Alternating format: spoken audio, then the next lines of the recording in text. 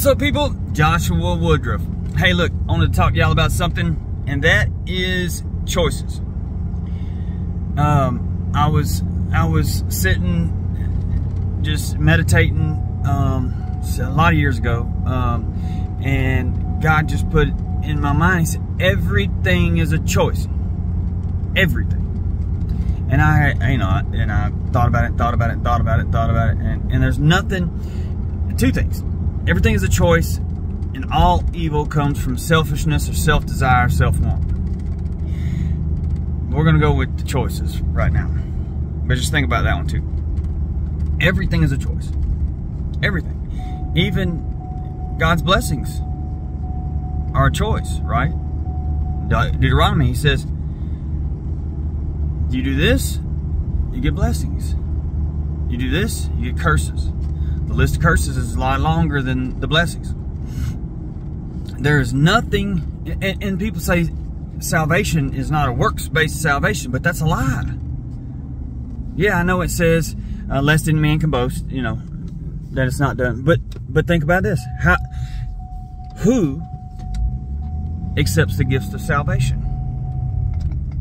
It's not done for you, is it? You have to do it, right? That's an action. That's a choice.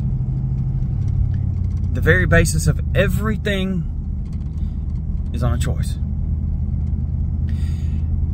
When Jesus says, "Depart from me, I never knew you," right? It was one of the scariest things I ever read. It's based on what?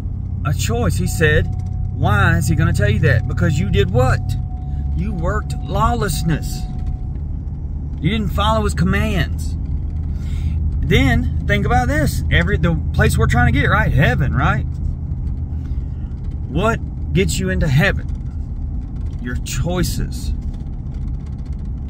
What are you judged on? Your actions, your choices.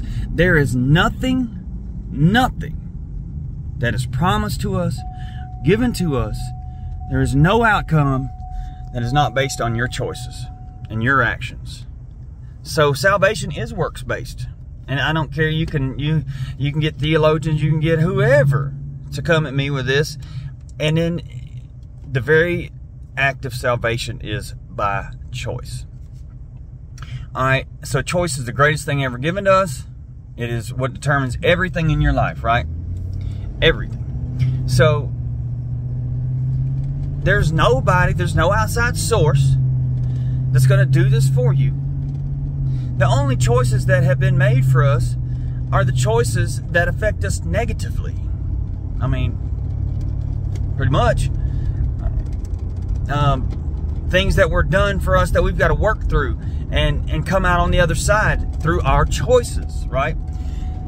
So, you can even say that salvation, right? So Adam fell, right? And we were given then the curse of sin, right? Well, then Jesus took it all back, right? No, we still have to live through it. We still have the burden of sin. It wasn't taken from us. Oh, but we have the what? The choice of salvation. Yes, and then we have to do what? Live a certain way, because we're judged on how we live. We're even judged on the thoughts we keep. So the burden of sin wasn't taken from us. Think about this. The only choice that has been given to us, the only thing that's been given to us that we have to live through is sin, right? And then that we didn't choose that. It was chosen for us, but it was taken back. They were all put on Jesus, but we lived through it. We have to experience it. We have to, so everything is choice. Whether you like it or not, it is choice. And that goes back to there's no outside source that's going to do anything for you. There's no outside source coming to rescue you. There's no outside source to look up to, because every man will let you down. Every single man will let you down. And then where do you look? You have to look inside yourself. Now, the only thing that you have been given is the ability, that choice. The greatest thing you've been given is choice. And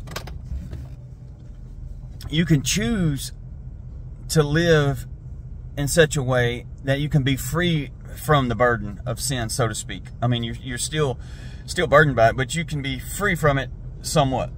And that is choosing to live a life of love, joy, peace, all that. And when you live that way, your life will change. You can live separate from it, so to speak. Because everything is still, all of that sin and other people's sin is all still there, but you can live separate from it by choosing to live the way Scripture says. And that's work. I don't care how you look at it, it's work. You're the hero. You look inside yourself. You give yourself the strength by what?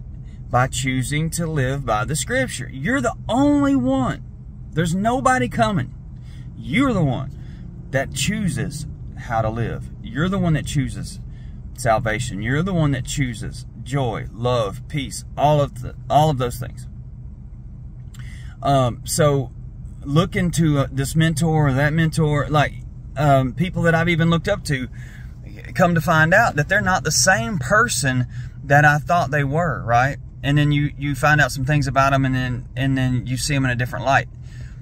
So you can only gain information, knowledge from them, right? And then it's up to you to be the hero of your story. And by your actions, many are affected, right? So don't look up to someone and expect them to do something in your life. It's you that's going to do it.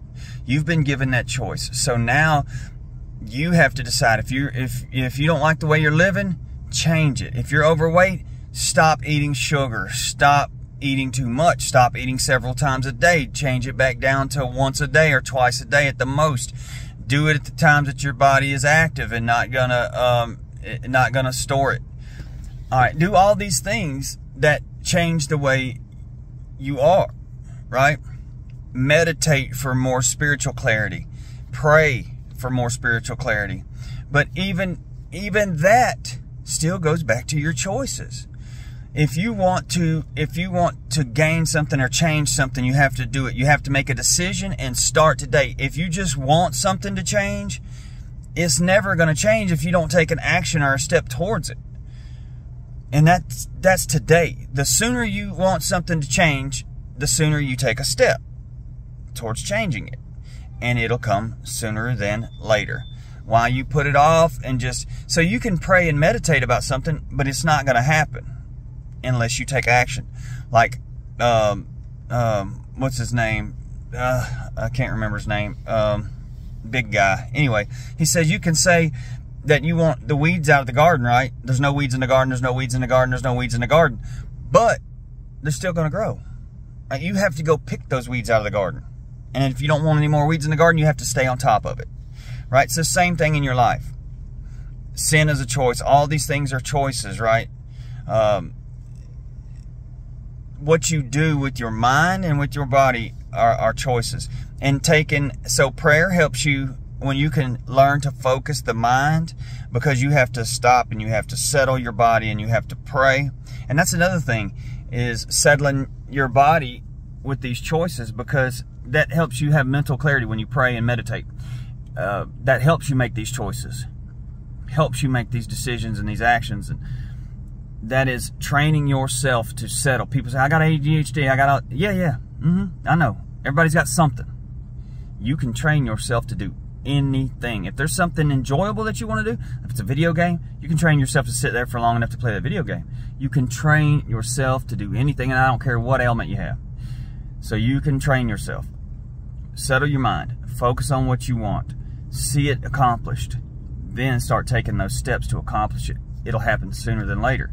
Just thinking about it, just meditating on it, just praying about it will not get it done. Everything is up to you. Everything. Your salvation, where you're going, how you live, how you feel, how you look. It is all in your control. It's all in your decisions. Now, there are some things that will happen outside of your control, car wrecks or catastrophic things, but how you recover from that, if you choose to be a victim or if you choose to grow past that, is all on you. We've all been dealt crappy stuff in our life. We can dwell on it and become the victim of that thing, or we can move past that thing and become the person that we want to be. Think about this. Everything is on you. In other people's lives, are affected by you. I love y'all. Peace.